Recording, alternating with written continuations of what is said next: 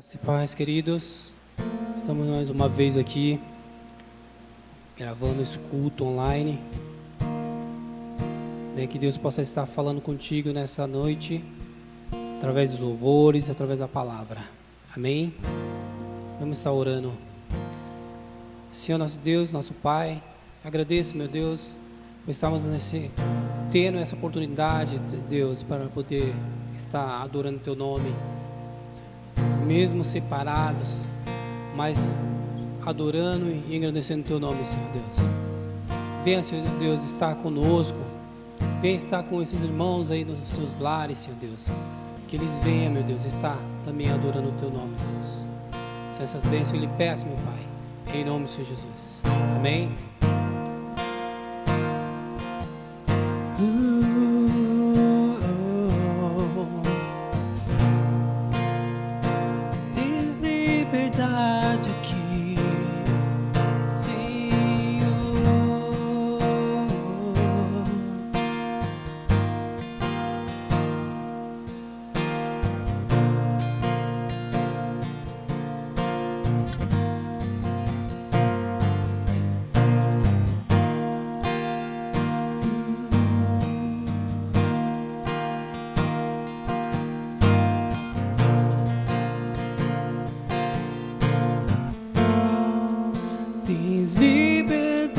Aqui, Espírito de Deus, tens liberdade aqui, Espírito Santo, tens liberdade aqui, Espírito de Deus, tens liberdade aqui, Espírito Santo. Eu sou tua casa, tua morada, eu sou teu lar. Mude as coisas de lugar, eu sou tua casa, tua morada, eu sou teu lar. Mude as coisas de lugar,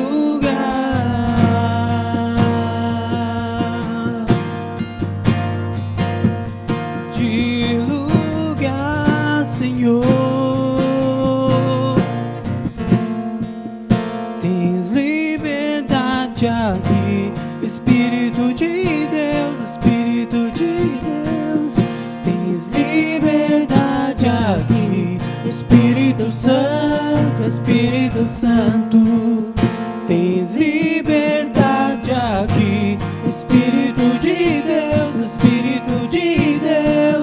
tens liberdade aqui, Espírito Santo.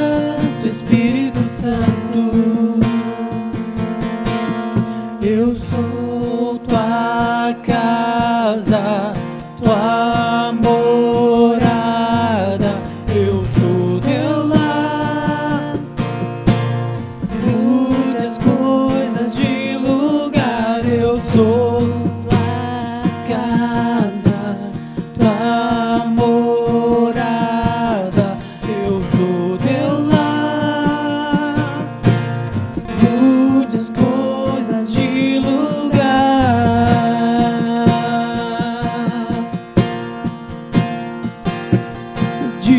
lugar, Senhor.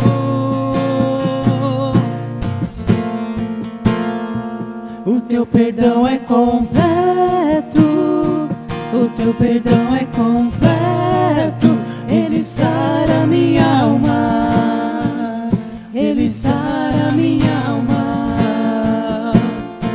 O teu perdão é completo, o teu perdão é completo. Ele sara minha alma, ele sara minha alma.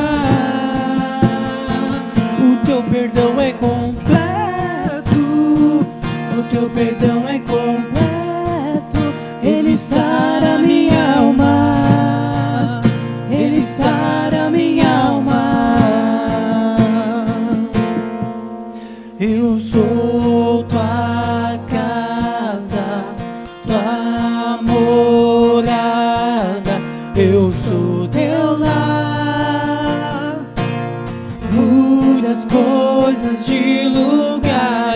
sou tua casa, tua morada, eu sou teu lar.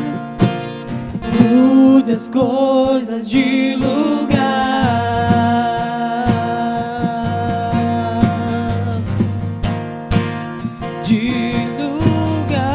Senhor.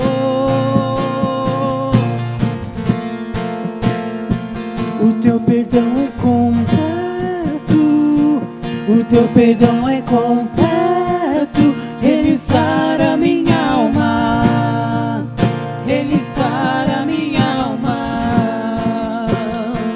O teu perdão é completo, o teu perdão é completo. Ele sara minha alma, ele sara minha alma. Eu sou tua casa, tua morada, eu sou teu lar. Mude as coisas de lugar.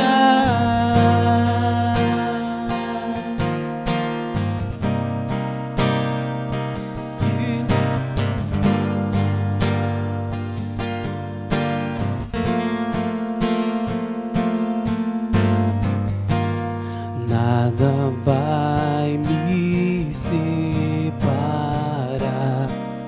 do teu amor, do teu amor.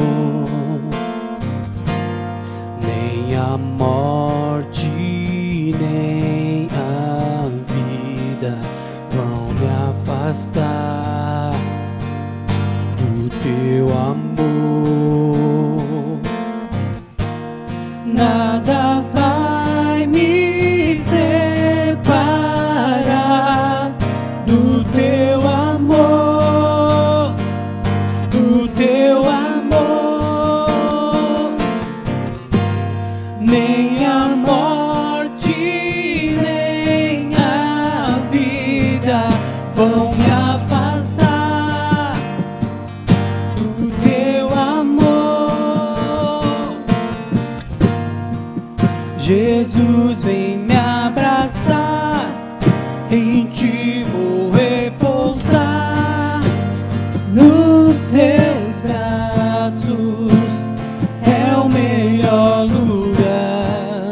Jesus, vem me abraçar, em ti vou repousar, nos teus braços é o melhor lugar.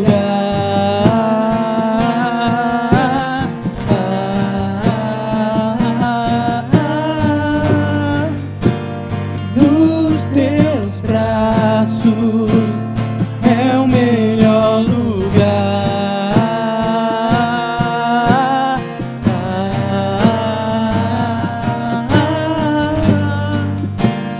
Nos teus braços é o melhor lugar.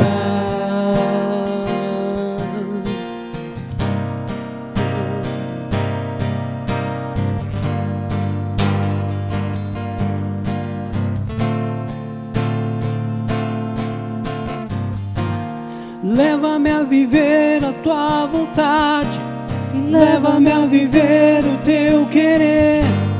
Eu quero descansar em você. Leva-me a viver a tua vontade, leva-me a viver o teu querer. Eu quero descansar em você. Leva-me a viver a tua vontade, leva-me a viver o teu querer. Eu quero descansar em você. Jesus, vem me abraçar, em ti vou repousar, nos teus braços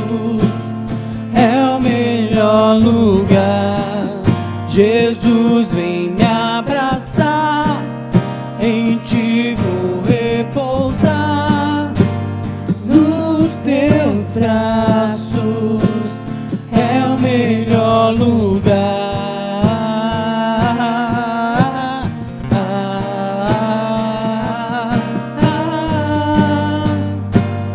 Nos teus braços é o melhor lugar.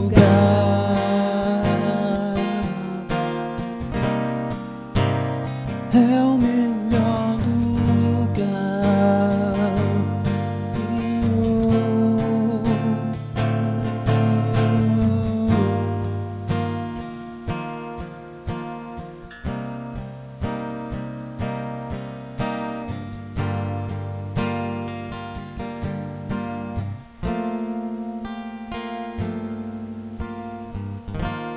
Glória a Deus. Graça e paz, queridos. Mais uma vez, pela graça e misericórdia de Deus, nós podemos nos reunir para adorarmos a Deus, para cultuarmos o nome do nosso Deus. Mais uma vez reunidos, usando as ferramentas que o Senhor tem nos dado, nesse tempo de recolhimento, nesse tempo em que nós estamos nas nossas casas, respeitando esta quarentena, respeitando esse tempo, né, que o governo nos coloca, em obediência aos nossos governantes, mas a palavra de Deus está chegando a você aí no seu lar, na sua casa, e eu quero te convidar a que você dobre os seus joelhos. Nós vamos orar ao Senhor. Silencia o teu coração nesse momento, silencia o teu coração. Eleve o pensamento a Deus em oração e peça para o Senhor falar ao teu coração, falar com a tua vida. Feche seus olhos. Senhor, nós queremos te louvar, Senhor, engrandecer o teu nome, Senhor, ó Deus Santo de Israel, poderoso Deus. Pai, neste momento, Senhor, nós silenciamos o nosso coração, Senhor, e elevamos o nosso pensamento a Ti, Senhor. Elevamos o nosso pensamento cativo, Senhor, à Tua presença, Pai. Ó Deus Santo, para Te adorar, Senhor. E para, Senhor Deus eterno, Santo, ouvirmos, ó Deus, a Tua voz, ó Pai. Fala aos nossos corações, Senhor. Que o Teu Espírito Santo, Pai, ó Deus Santo de Israel, produza, Senhor, no coração de cada um, Senhor, ó Deus, de cada lar, em cada família, em cada casa, Senhor, produza, Senhor, arrependimento, Senhor. Que o Teu Espírito Santo, Senhor, toque cada coração, Senhor, ó Deus Santo de Israel, produzindo transformação, Senhor, na vida, Senhor Deus eterno, daqueles que tanto Te buscam, Senhor. Transforma-nos, ó Deus, conforme a Tua palavra, Senhor. Transforma-nos, ó Deus, ó Pai, para que sejamos, ó Deus, aquilo que o Senhor deseja, Pai, que nós sejamos, ó Deus Santo de Israel, pelo poder da Tua palavra, Senhor. Fala ao nosso coração, ó Deus, para a glória do Teu nome, Senhor, e em nome de Jesus. Amém. E graças a Deus. Queridos, eu estava, antes de preparar essa palavra, eu estava me lembrando de um filme que muitos devem ter assistido. Se você não assistiu, eu gostaria de te convidar a assistir esse filme, que é As Crônicas de Nárnia. E tem um desses filmes que tem um rapaz chamado Eustáquio, e esse menino, em um dado momento da vida dele, ele se transforma em um dragão. E é interessante porque ele se transforma em um dragão por causa da própria ambição do seu coração. O pastor Sandro, na quinta-feira, falava sobre o nosso coração, e esse menino, por causa da ambição que ele tinha, ele se transforma em um dragão. Mas esse menino, ele chegou a um dado momento que ele não queria ser conhecido por aquilo que ele era, mas ele queria resgatar a sua identidade. Ele estava olhando para o seu corpo e naquilo que ele havia se transformado por causa da sua ambição, por causa do seu egoísmo, pelo coração que ele tinha. E ele queria ser conhecido por aquilo que ele era, pela identidade que ele tinha. Em um dado momento, esse menino vai perto de um rio, se eu não me engano, e ele então ali ele começa com as suas garras tirar as escamas de si mesmo. E ele tira as escamas, ele vai tirando as suas escamas para que ele pudesse voltar a ter a sua identidade. Mas só que quando ele tira as escamas e ele mergulha no rio, ele volta e as escamas renascem. E ele repete isso e nada acontece. E de repente ele olha para o lado e ele vê o leão, Aslan. E ele olha para aquele leão e o leão fala para ele assim: olha, eu posso te ajudar. Eu posso te ajudar. Eustáquio olha e vê as garras do leão e pensa consigo mesmo: se eu estou passando dor, tentando remover de mim mesmo essas escamas, imagina essas garras o que vai causar em mim. Imagina o que essas garras vão causar em mim. Mas ele queria ser transformado. Ele queria resgatar a sua identidade. Ele não queria ser conhecido como um menino que se transformou em um dragão. E então ele humildemente vira as costas e o leão começa a arrancar as escamas daquele menino, daquele dragão. Muita dor ele sofreu, muita dor, sentiu muita dor, mas finalmente o processo então termina e ele volta a ser aquilo que ele era antes, um menino. Queridos, nós aprendemos o que com esse texto, com esse filme? Nós não podemos salvar a nós mesmos. Nós não podemos, por mais esforços que a gente pense e imagine que possamos fazer, nós não podemos nos salvar. E o processo da salvação, o processo da transformação, o processo, ele é um processo dolorido, ele é um processo que causa dor, mas é um processo necessário, porque o processo da transformação em nossa vida, ele precisa ser feito. Esse é o nosso processo, é o processo que nós precisamos passar para resgatarmos a nossa identidade, para voltarmos a ser aquilo que o Senhor deseja que sejamos. Esse é o processo da igreja. Esse é o processo da igreja como membresia total, mas é o processo da igreja também como indivíduos. E muitas vezes nós não queremos passar por esse processo. Ou muitas vezes nós nem ouvimos falar desse processo. Ou muitas vezes esse processo foi distorcido e a mensagem que você tem ouvido é uma mensagem distorcida, em que não há necessidade de arrependimento, em que não há necessidade de você passar por um processo de transformação, porque muitas vezes você acha que a sua justiça é suficiente para alcançar a graça de Deus. Mas eu quero te dizer algo, queridos. Segundo alguns psicólogos, segundo alguns estudiosos, nós temos formulamos mais ou menos 10 mil pensamentos por dia. E eu quero que você se imagine aí na sua casa como sendo o ser humano perfeito. Eu quero que você se imagine como um ser humano perfeito. E esse grau de perfeição seu, ele atinge os 10 mil pensamentos que você tem, que passam pela sua cabeça. Mas dos 10 mil pensamentos que você tem, apenas 3 são pensamentos impróprios. Você está num grau muito elevado, de um senso de justiça muito elevado, e esses 3 pensamentos, de 10 mil, apenas 3 pensamentos, eles são pensamentos ruins, são maus pensamentos, são pensamentos pecaminosos. Apenas 3. Mas se você pegar esses 3 pensamentos que você tem por dia e multiplicar por 30 dias, você vai ter durante um mês 90 pensamentos impuros. Mas se você então multiplicar isso por ano, vai dar mais de 1000 pensamentos ruins, mais de 1000 pensamentos pecaminosos por ano. E agora multiplica esses 1000 pensamentos pela sua idade.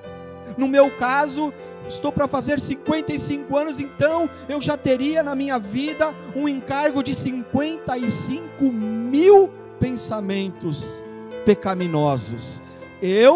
Você que está na sua casa, que somos justos, que nos achamos justos, que achamos que podemos fazer as coisas segundo a nossa justiça, segundo aquilo que nós entendemos. 55 mil pensamentos. 55.000 atitudes erradas. Quantas mil atitudes você tem na sua casa? Quantas mil atitudes? Talvez você tenha 18 anos, são 18.000 pensamentos. Talvez você tenha 3 anos, são 3.000 pensamentos, 3.000 atitudes, 3.000 pecados. Você sendo o sujeito mais justo, mais perfeito da face da terra. E aí de repente você é colocado diante de um juiz. E o juiz então sabe desses seus pensamentos. O que você acha que esse juiz faria com você? O que você acha que esse juiz faria com a tua vida? Você acha que ele ia te absolver? Porque você só tem 3 pensamentos ruins, 3 atitudes pecaminosas por dia? Se somando todas, você tem um número muito elevado? Certamente você seria condenado.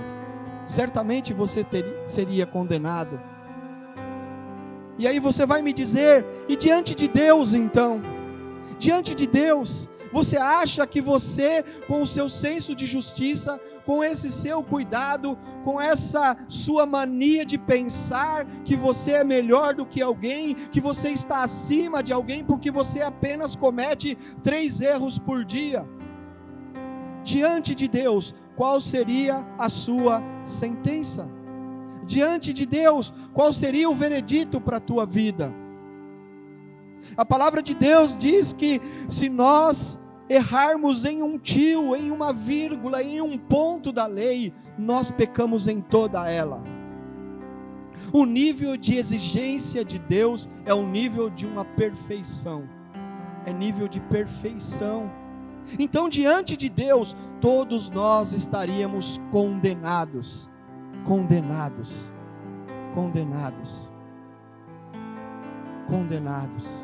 E é interessante, queridos, que eu quero que você pense dessa forma, que você analise dessa forma, pare para pensar na sua vida. Pare para pensar, eu estou falando de pecados que você faz, que estão à luz, que todo mundo vê, que todo mundo conhece, que as pessoas que te conhecem, elas sabem do seu pecado, elas sabem das suas atitudes, mas eu quero que você pense agora naquelas atitudes que estão dentro do teu coração. Pense nas atitudes que ninguém vê. Pense nas atitudes. Pense nas atitudes do teu coração, que você tem aí no seu coração, que ninguém percebe, que ninguém sabe, que são pecados do seu foro íntimo. Se 3 pecados todo mundo já sabe, imagina aquele de foro íntimo que está no teu coração, que só Deus conhece. Qual seria a sua sentença? Qual seria a sua sentença? Qual seria? Se não a de ser condenado. Mas eu quero te dizer algo para você, assim como este jovem que não queria ser reconhecido e conhecido como um dragão, como alguém que se transformou num dragão por causa da dureza do seu coração, porque o seu coração se embruteceu, porque o seu coração se tornou ambicioso, porque agora ele desejava mais as coisas, ele desejava o ouro, ele desejava a prata, ele não queria ser reconhecido, ele queria voltar a ter a identidade dele. Eu quero dizer algo para você, que Jesus pagou um preço muito alto pelos seus pecados, e esse pecado que está no teu coração, que é de foro íntimo, que só o Senhor conhece, que só o Deus Todo-Poderoso sabe, ele foi perdoado, ele foi cravado naquela cruz pelo sangue de Jesus Cristo, por esse amor que nos toma, por esse amor que nos alcança, por esta misericórdia que nos levanta a cada manhã e que nos dá a oportunidade de nos arrependermos, queridos. Que nos arrependermos. E o que eu tenho mais visto, amados, o que eu tenho mais percebido, amados, é que nós nos tornamos uma igreja amarga. Nós nos tornamos uma igreja cheia de acidez, cheio de aspereza. Nós deixamos com que as coisas desse mundo transformassem a mensagem simples do evangelho puro e simples, e nós a transformássemos em algo ácido, em algo áspero, que as pessoas não conseguem entender, por isso as pessoas não estão sendo alcançadas. Por isso, queridos, que nós nos preocupamos em demasia com o que está acontecendo lá fora, porque nós perdemos a confiança em Deus. Nós perdemos a confiança num Deus que pode todas as coisas. Então somos abalados por coisas que acontecem aí fora. Eu não estou te chamando a desafiar esse vírus. Eu estou te chamando a confiar e entregar a sua vida a esse Deus que tudo pode, tudo vê. A esse Deus maravilhoso, que tira as nossas escamas, que é mesmo que ainda o processo seja dolorido, é um processo que te leva a recuperar a sua identidade, a voltar àquilo que você era, para aquilo que você foi chamado, para aquilo que você foi criado. Mas nós estamos nos tornando uma igreja áspera demais, uma igreja dura demais, uma igreja inflexível demais. Eu não estou dizendo que nós não precisamos combater as coisas erradas, o pecado, não é isso, mas nós estamos nos tornando tão inflexível. Por quê? Porque nós transformamos o evangelho de acordo com as nossas vontades, de acordo com o desejo do nosso coração, de acordo com aquilo que eu penso, de acordo com a visão do mundo que eu tenho. De acordo com a visão do mundo, nós deixamos com que pequenas coisas entrassem dentro da igreja, e elas fossem minando o evangelho de Cristo, elas fossem tirando a centralidade do evangelho de Cristo, e colocando a centralidade da palavra de Deus no próprio homem. Por isso nós nos tornamos dragões, como o jovem Eustáquio se tornou. Por isso que ao invés de palavras de amor, nós estamos jogando fogo sobre as pessoas. Nós estamos dizimando vidas e não salvando vidas. Nós estamos levando uma mensagem ácida demais aos corações daqueles que precisam ouvir uma mensagem que transforma, uma mensagem que revela sim toda a podridão, que revela sim todo o nosso pecado, mas uma mensagem que transforma o mais íntimo do nosso coração, porque Deus, quando entra em nossa vida, Ele rasga, Ele tira o mais profundo do nosso foro íntimo, traz à tona todas as coisas para trazer vida sobre as nossas vidas, para trazer vida onde há morte. E o nosso grande desafio, queridos, o nosso grande desafio é voltar a ter a nossa identidade. E eu quero aqui, queridos, talvez seja essa a última ministração que eu faça, mas eu quero aqui deixar um recado para você jovem, para você adolescente da comunidade bíblica O Caminho. Eu quero deixar um recado e um desafio para a tua vida. Deus está te levantando como Neemias nesse tempo. Neemias foi levantado para reconstruir os muros de Jerusalém. Ele chorou pelo pecado do povo. E eu quero dizer para você jovem, para você adolescente, que Deus está levantando você como Neemias, não para reconstruir um muro, mas para destruir os muros que nós com o tempo criamos, que separam as pessoas do verdadeiro evangelho, do evangelho puro e simples de nosso Senhor e Salvador Jesus Cristo. Você é um Neemias do Senhor, você é um Neemias que o Senhor tem levantado para chorar sim pelo pecado do povo, mas para quebrar essas barreiras que com o tempo nós colocamos e que tem impedido as pessoas de se encontrarem com Jesus, Você é um Neemias. Nós precisamos ser Neemias que destroem esses paradigmas, que destroem essa religiosidade, que destroem tudo isso, de simplesmente abrirmos a nossa Bíblia e dizer o quanto Jesus nos ama, e o quanto Jesus nos ama, e o preço que Ele pagou naquela cruz, por amor a mim, por amor a você, por amor a cada um de nós. O Evangelho é puro, o Evangelho é simples, basta voltarmos ao Evangelho, basta voltarmos ao anúncio da palavra de Deus, a essa simplicidade que nos foi roubada, a essa simplicidade. Nós estamos vivendo uma época, eu tenho comentado com o pastor, que ao invés de termos Paulo e Silas na prisão adorando, nós temos Paulo e Silas na televisão brigando entre si. Falta-nos líderes segundo o coração de Deus, falta-nos líderes segundo o coração de Deus, que trazem mensagem de paz, que trazem mensagem de conforto, porque nós não queremos ouvir uma mensagem, que não seja uma mensagem que nos traga salvação. Chega de uma mensagem carregada de positivismo, chega de uma mensagem carregada de um liberalismo intelectual, chega de mensagem de um pluralismo intelectual. Chega, nós precisamos voltar a Deus, voltar à simplicidade de tudo, ao início de tudo, ao início de todas as coisas.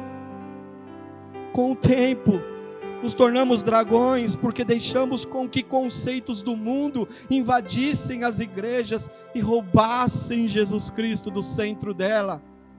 Conceitos como o próprio Nietzsche, de transvaloração, ou seja, ele diz que nós temos que destruir todo o conceito cristão, e nós precisamos criar a nossa própria cultura.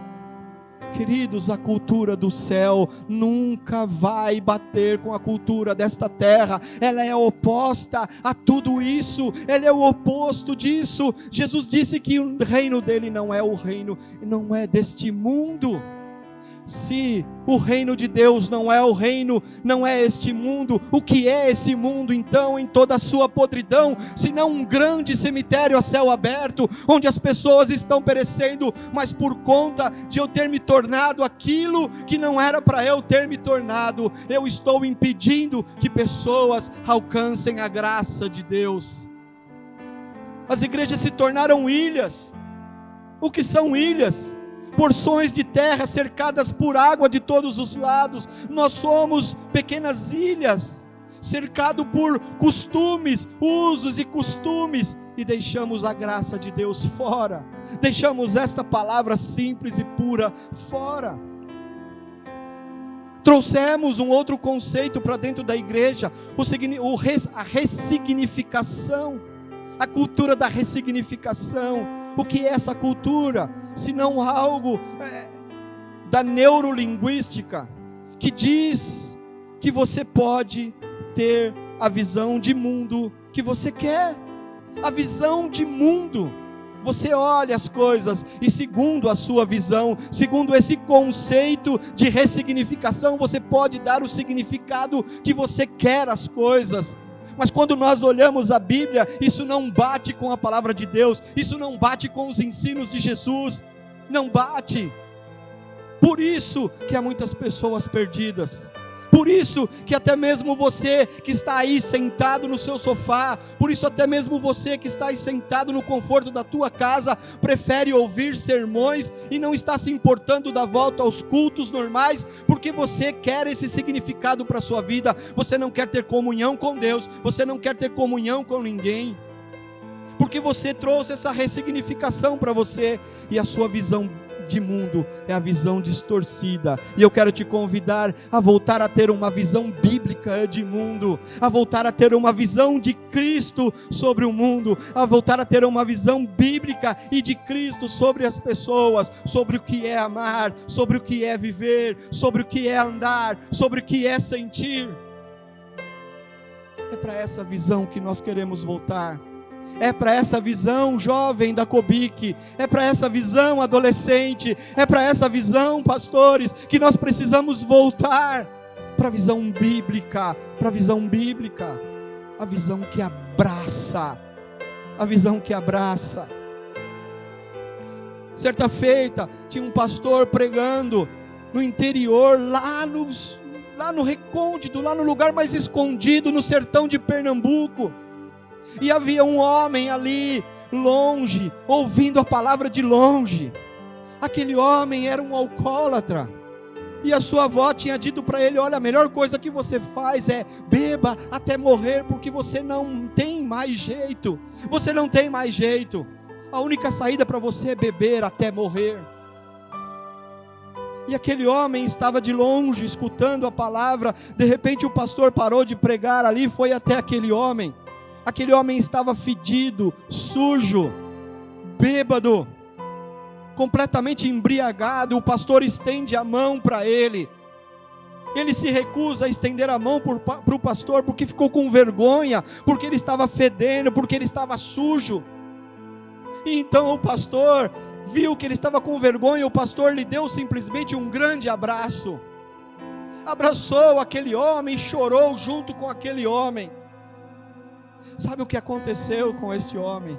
Há mais de 20 anos ele serve ao Senhor. Há mais de 20 anos ele foi alcançado por essa graça, por um simples abraço, por um simples ouvir o evangelho da graça de Deus. Não, o pastor não pregou teologia, o pastor não falou palavras difíceis, o pastor não falou palavras de sabedoria humana, o pastor apenas simplesmente por um abraço e por dizer algumas palavras de Jesus, o Espírito Santo tocou o coração daquele homem e houve transformação daquele homem.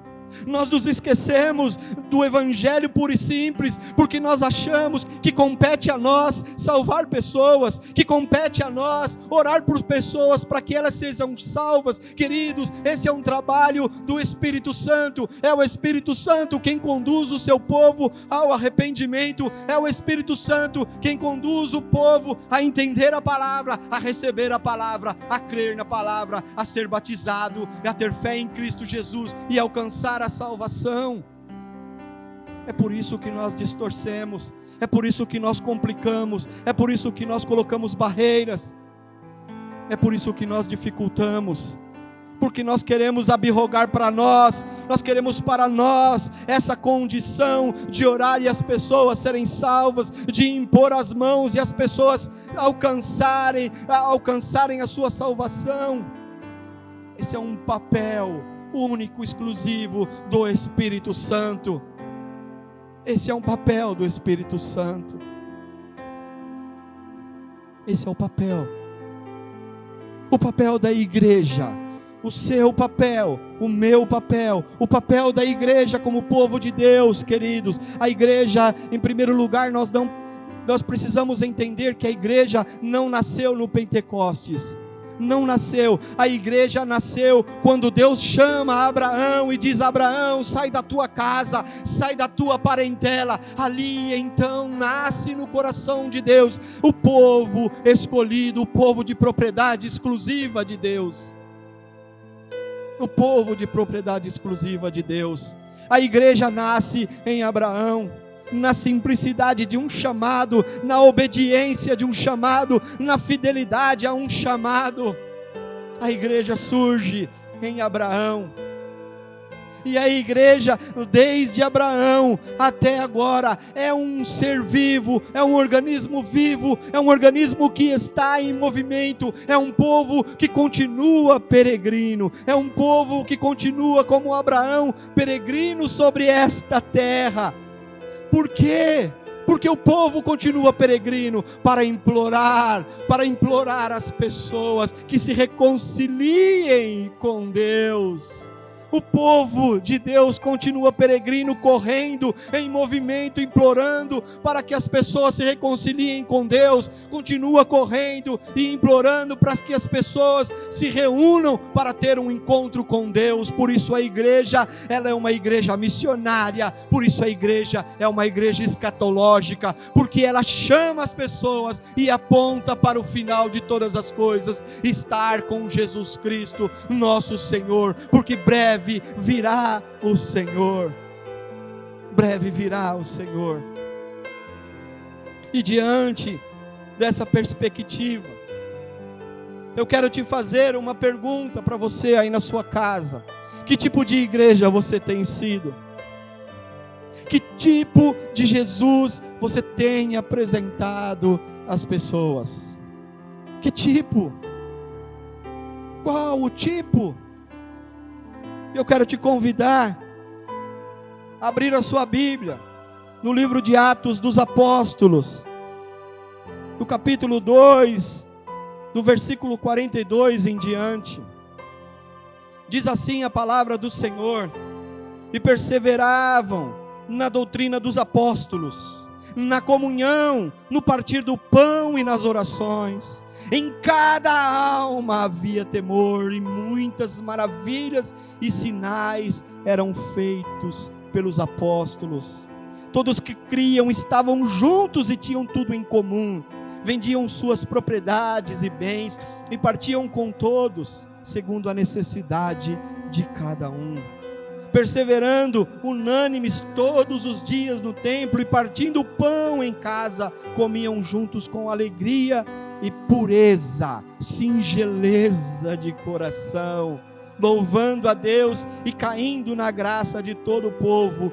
E todos os dias acrescentava o Senhor à igreja aqueles que iam sendo salvos.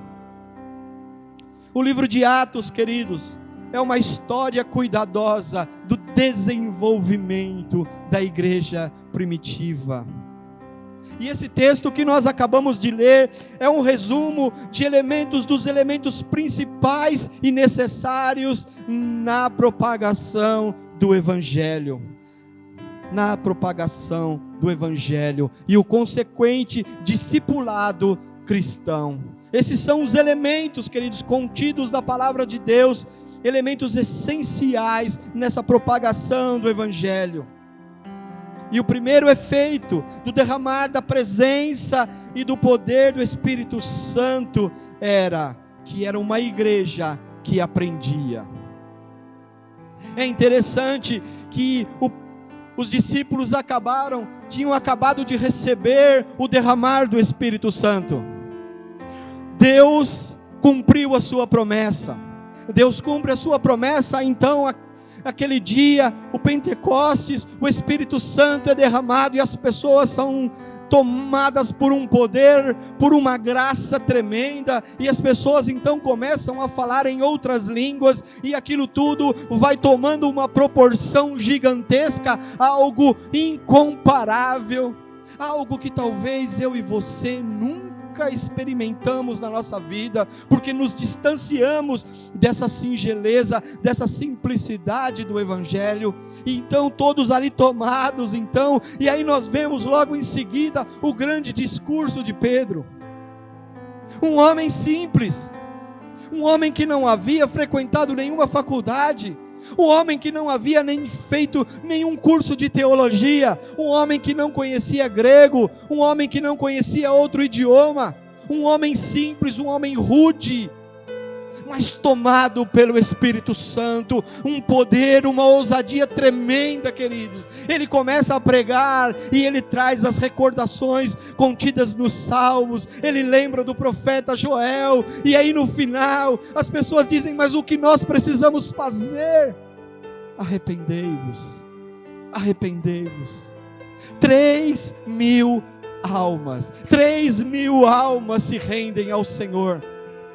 Nós ficamos felizes hoje quando fazemos um apelo e uma pessoa vem à frente e se reconcilia com o Senhor, mas nos falta essa simplicidade, nos falta entender que nós, sem o poder do Espírito Santo, nós somos simples, humanos, pessoas simples, que só falam, mas pelo poder do Espírito Santo as vidas são alcançadas, vidas se derramam na presença do Senhor. 3.000 almas, 3.000 almas. Nós podemos dizer, sem sombra de dúvida, que ali naquele dia, o Espírito Santo abre uma grande escola de discipulado em Jerusalém. 3.000 almas. Os professores eram os apóstolos que Jesus havia escolhido, pessoas simples. Os alunos eram homens recém-convertidos, que se sentavam aos pés dos apóstolos, ansiosos para receberem instruções. A autoridade dos apóstolos, do ensino apostólico, era autenticada por milagres, ou seja, demonstrações do poder de Deus, eram autenticadas por prodígios, ou seja, efeitos que eram para causar perplexidade na vida das pessoas. E tinham sinais, carregados de sinais, cujo propósito era ilustrar ou demonstrar uma verdade espiritual. Aonde estão esses sinais? Aonde estão essas maravilhas? Aonde estão esses milagres? O que foi feito de tudo isso? Eram homens simples, cheios de autoridade do Espírito Santo, cheios de autoridade, homens que se curvavam diante de Deus e que eram levantados por Deus para pregar o evangelho simples a todos aqueles, todos, desde Samaria, em toda a Judéia e até os confins da terra. Foi para isso que Deus te chamou. Foi para isso que Deus te chamou. Mas quantas vezes você está na sua casa, você está sentado no seu sofá e não quer passar por esse ensino, não quer passar por essas instruções, você se acha apto, você se acha o melhor, você se acha acima dos outros, você se acha o top de linha e esquece que você precisa estar debaixo da autoridade do Espírito Santo, que você precisa receber instrução, que você precisa se sentar para aprender, para depois se levantar para ensinar. E o Espírito Santo está te chamando a voltar a se sentar aos pés do Senhor, porque Ele tem lições de vida para te ensinar. É o Espírito Santo. É só o Espírito Santo que nos leva a nos submeter em fidelidade à palavra de Deus. O segundo elemento era uma igreja que amava. O amor é a evidência do verdadeiro discípulo de Jesus. O amor é a verdadeira evidência de quem foi transformado por Cristo, de quem se encontrou com Jesus, de quem, como Paulo, se encontra com Jesus no caminho de Damasco. O amor às pessoas, o amor à vida, o amor à vida. A comunhão, ela expressa o que partilhamos uns com os outros, tanto aquilo que damos, quanto aquilo que recebemos. Isso é o que é a expressão do amor, gera essa comunhão, tanto naquilo que eu dou, quanto naquilo que eu recebo de alguém. Quando a Bíblia fala daquela comunhão, de sentar à mesa, de partir o pão, ela está dizendo, olha, havia entre eles intimidade e confiança, porque você só abre a porta da sua casa para receber alguém na sua casa, você só abre a porta da sua casa para aqueles que você tem intimidade, para aqueles que você confia. Mas aqui nós vemos a igreja como um todo, gerando essa intimidade, gerando essa confiança. E essa comunhão fazia com que eles partilhassem de suas propriedades de uma forma voluntária. Não pense você que eles eram obrigados a dar as suas propriedades. Não pense você. Alguns venderam as suas propriedades, sim, mas eles o fizeram voluntariamente. Fizeram isso de uma forma voluntária. Por quê, queridos? Porque se faz algo de voluntário? Porque eles sabiam que eles precisavam dar mais valor às pessoas do que às coisas. Hoje há uma inversão de valores. Nós acumulamos bens e menosprezamos pessoas. Nós queremos pessoas que pensem igual, que ajam da mesma forma que nós, que andem no mesmo círculo de amizade que nós, e menosprezamos aquelas que não fazem parte do mesmo círculo, que menosprezamos aquelas que têm menos conhecimento. Nós aprendemos que você tem que andar com pessoas que pensem da mesma forma. Ande com pessoas de um nível espiritual maior, que você vai ser maior. Queridos, o desafio é andar com pessoas que não estão no mesmo nível que você, para que você as ensine, para que você as oriente, para que você partilhe aquilo que você recebeu, para que você partilhe aquilo que você recebeu de Deus, para que você veja as pessoas crescendo da mesma forma que você cresceu em Cristo Jesus. O partir, o vender, é reconhecer que tudo pertence a Deus. chega de acumular tesouros. Será que nós ainda não entendemos o que Jesus nos disse? Parem de acumular tesouros dessa terra, acumulem tesouros nos céus.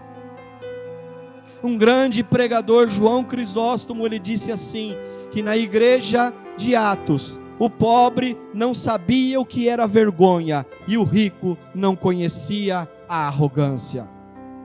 É isso que nos faz partilhar. É isso que o amor de Jesus Cristo faz com as nossas vidas. Ele tira de nós a arrogância e nos dá a humildade, porque nós sabemos que toda dádiva, todo dom perfeito provém de Jesus Cristo, nosso Senhor. Era uma igreja que adorava.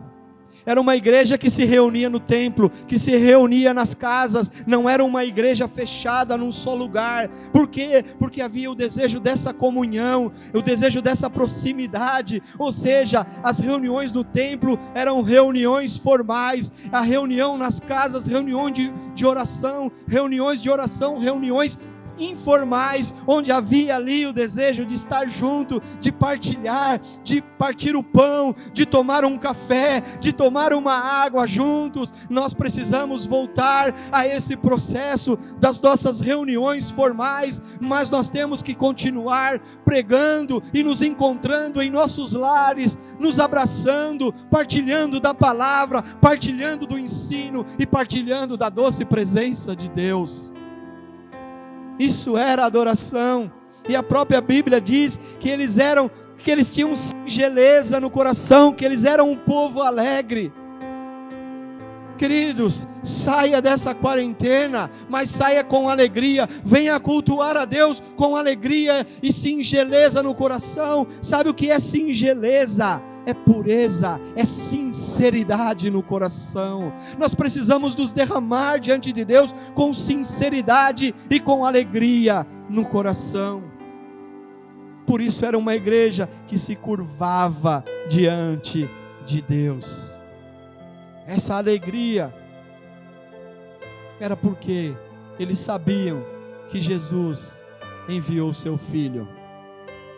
Porque Deus amou o mundo de tal maneira que deu seu Filho unigênito, para que todo aquele que nele crê não pereça, mas tenha vida eterna. Alegria e temor. Guarde bem isso no seu coração. Alegria e temor dão um equilíbrio saudável à adoração a Deus. Quando você sair dessa quarentena e entrar por essa porta, para estar junto em comunhão, lembre-se desta palavra: venha com alegria, venha com temor no seu coração, para que você dê equilíbrio à sua forma de adorar a Deus. O quarto ponto é que era uma igreja evangelista, era uma igreja missionária. Os primeiros cristãos, eles não estavam só preocupados em sentar com os apóstolos e aprender, mas eles estavam preocupados também em compartilhar, eles estavam preocupados em evangelizar, porque o Espírito Santo é um Espírito missionário, que criou uma igreja missionária. É o Espírito Santo quem nos leva a testemunhar incessantemente, e os nossos testemunhos fazem com que surjam igrejas continuamente. Se você não tem testemunhado deste Cristo, se você não tem testemunhado desta palavra, pare e comece agora a testemunhar. Comece agora a testemunhar para as pessoas que Jesus fez na sua vida, aquilo que Ele transformou na sua vida, o que Ele tem feito na sua casa, nesse período de reclusão, nesse período em que você está dentro da sua casa recluso. E olhe, testemunhe. Espalhe esse vídeo, espalhe ministrações. Pare, queridos, por favor, de postar no seu Face palavras de morte, palavras de angústia, querido. Pare, use o seu Face, use as redes sociais para levar palavras de vida eterna, para testemunhar do que Cristo fez na sua vida. Seja um evangelista, não seja um portador de más notícias, não seja um portador de morte, seja portador de vida, de vida, de vida, de vida. Nós precisamos agir continuamente, precisamos ser uma igreja de evangelismo, uma igreja que adora, uma igreja que proclama, uma igreja em que a adoração é algo natural, de um transbordar de um coração cheio da presença de Deus, um coração grato a Deus, um coração cheio de vida a Deus, um coração que vive a simplicidade do Evangelho. E é por isso que nós vemos que a igreja crescia, porque Deus ia acrescentando à igreja aqueles que iam sendo salvos. É por isso que era uma igreja simples.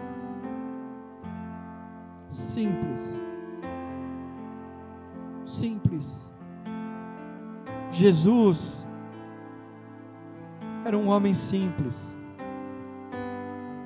Jesus, quando ele começa o seu ministério, quando ele começa ali o período do seu ministério, e as pessoas dizem o Messias, os religiosos, os políticos, eles queriam um Jesus forte,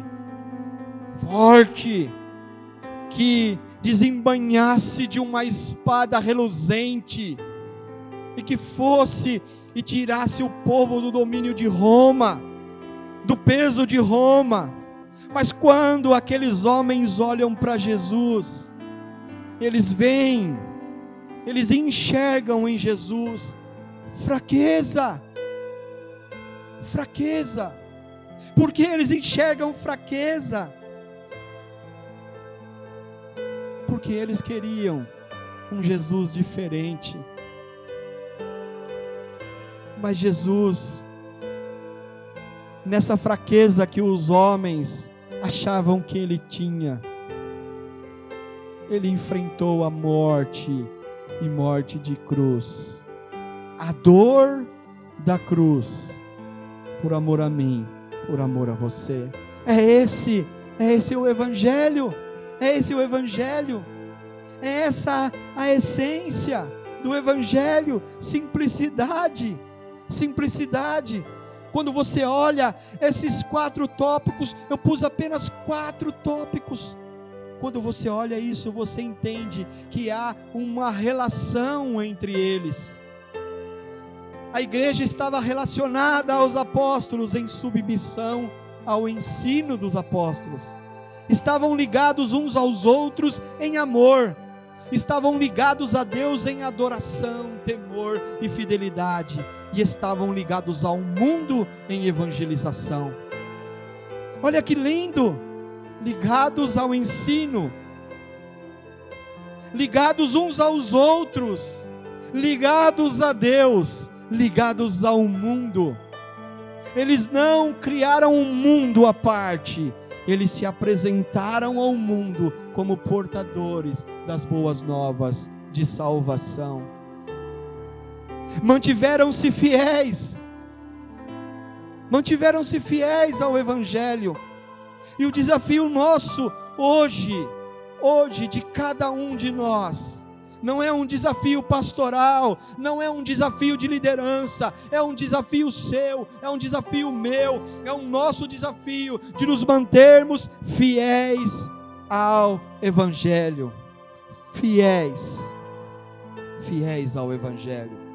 Precisamos de toda forma dobrar os nossos joelhos, voltar a esse evangelho puro, esse evangelho simples. Precisamos ter o nosso foco em Jesus Cristo, porque a cruz sem Cristo, o evangelho sem Cristo, o evangelho sem anúncio das boas novas, daquele que salva, daquele que cura, daquele que liberta, daquele que transforma, não é o evangelho de Jesus Cristo. São apenas palavras de sabedoria humana que tocam no seu coração por um dado momento, mas que depois não geram transformação nenhuma, e você vai ficar, e você vai continuar dando voltas, andando em círculo, e nunca vai ser transformado, porque você tem ouvido um evangelho segundo o seu coração. Mas eu quero te desafiar a se manter fiel a Deus, a se manter fiel aos princípios da palavra de Jesus Cristo, e ser tocado pelo Espírito Santo, e ser transformado pelo Espírito Santo, e ser alcançado por essa graça tremenda, essa graça maravilhosa. É impossível proclamar o evangelho sem Jesus Cristo, sem Jesus Cristo. A igreja, a verdadeira igreja, não é uma multidão que simplesmente segue Jesus, mas é uma reunião de todos aqueles que seguem Jesus nos termos de Jesus, ou seja, é a assembleia de todos aqueles que se recusam a seguir Jesus do próprio jeito, meramente como curiosos, retendo apenas aquilo que lhes agrada, descartando as demais coisas. Você como igreja, a igreja é a reunião daqueles que seguem a Jesus como Jesus quer ser seguido, demonstrando ao mundo um amor visível por meio de ações práticas. Esse sou eu, esse é você, somos nós que Jesus chamou para dar continuidade a esse evangelho puro e simples. O evangelho puro e simples nos liberta para sermos as pessoas que Deus deseja que sejamos. Esse é o evangelho. O evangelho puro e simples, ele apresenta a todos o Jesus histórico. O que é o Jesus histórico? Quem é o Jesus histórico que você vai apresentar? Ele realmente viveu, ele morreu, ele ressuscitou, ele ascendeu ao palco da história, porque a história se divide entre o antes e o depois de Cristo. Você vai apresentar o Jesus teológico, sim. Você vai falar da sua vida, você vai falar da morte de Jesus, você vai falar da ressurreição de Jesus, e você vai falar dessa ascensão que significa salvação. Você vai apresentar o Jesus atual, o Jesus contemporâneo, o Jesus que vive, o Jesus que reina, e para conceder salvação àqueles que respondem ao seu chamado. Foi para isso que Jesus te chamou, foi para isso que Jesus te escolheu. O Cristo autêntico do Antigo e do Novo Testamento. É esse o Cristo que nós devemos proclamar. É esse o Cristo que Ele veio para que a gente o proclame, para que nós proclamemos. E eu quero encerrar aqui, te lembrando algumas coisas. Eu quero ler aqui e lembrar a você: Jesus Cristo, Ele não veio ao mundo para julgar, mas para salvar. Ele não veio para os sãos, mas para os doentes, pois os sãos não precisam de médico, e sim os doentes. Ele não veio chamar os justos, mas os pecadores ao arrependimento. Os justos não necessitam de arrependimento, e sim os pecadores que ainda estão distantes deste perdão. Ele veio localizar, buscar e salvar o perdido, seja quem for. O marido desonesto, a mulher prostituta, aquele que ama o dinheiro, o viciado em álcool, em drogas, os cansados, os oprimidos, os que não querem mais viver, são esses que Jesus veio localizar para salvar, queridos. Ele veio para te dar paz de espírito em meio à tormenta, em meio às dificuldades da vida. Jesus veio para te dar paz de espírito. Ele veio para te dar alegria interior.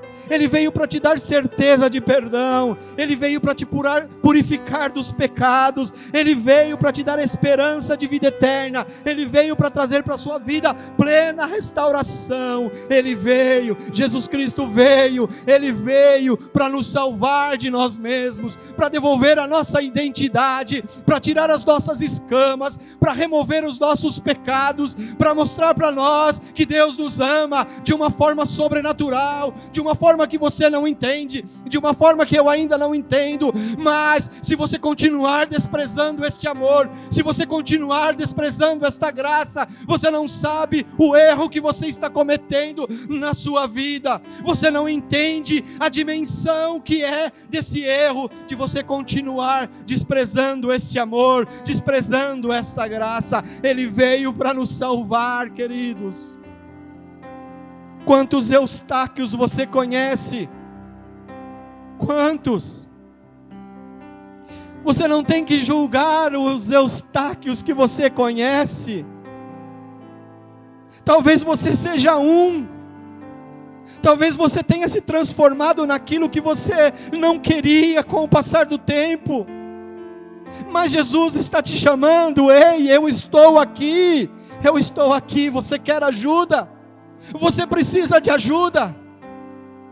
Você quer que eu remova da tua vida o teu pecado? O Senhor está dizendo para você e para mim nesta noite: ei, você quer ajuda?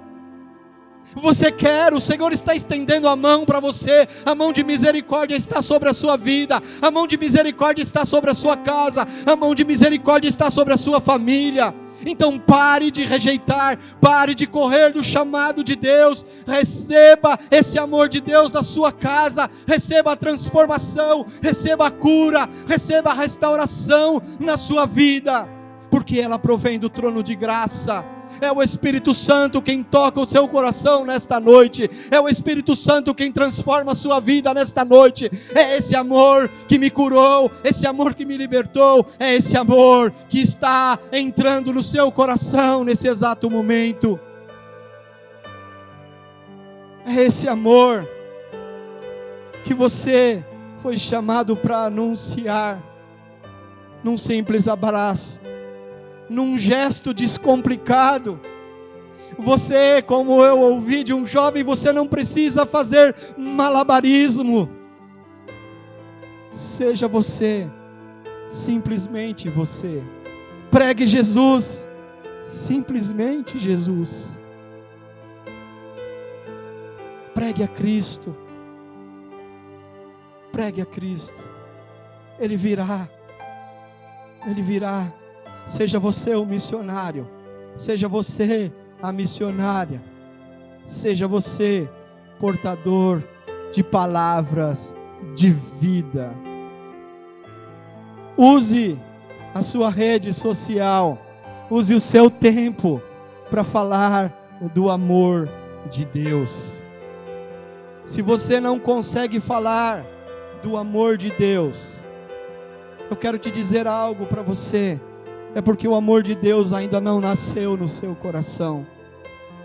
Então eu quero te convidar agora a dobrar o seu joelho aí na sua casa.